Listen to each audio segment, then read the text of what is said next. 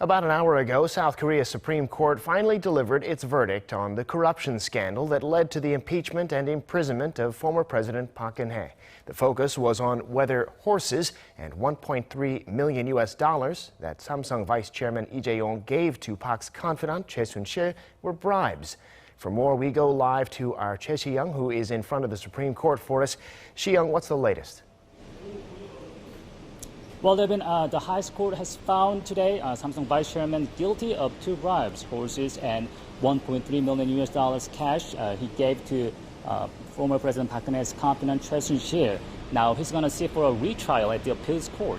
Now Samsung Electronics released a statement following the verdict, saying, "We are sorry to cause this trouble to the public, and we will not repeat the same mistakes we made in the past." Now for former President Park Geun-hye, the highest court asked the appeals to review her prison sentence because the lower court didn't review her bribery charges separately from the other charges she is facing.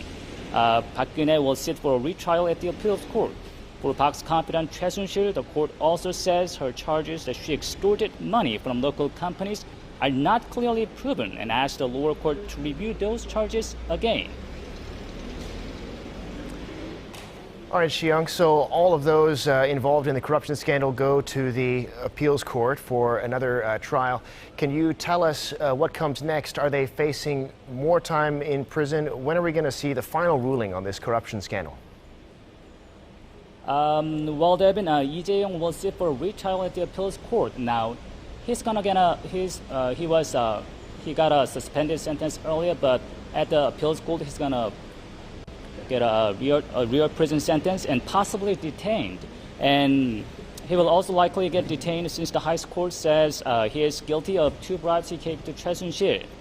Former President Park will also likely get another prison sentence at the appeals, but her confidant Choi Soon-sil will get her sentence reduced at the appeals because the highest court ruled she didn't extort money from local companies as previously ruled.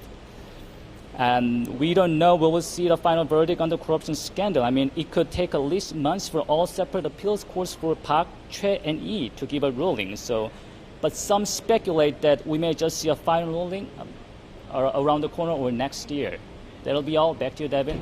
All right, thank you for that, Si-young. We'll check back in with you later on for more analysis.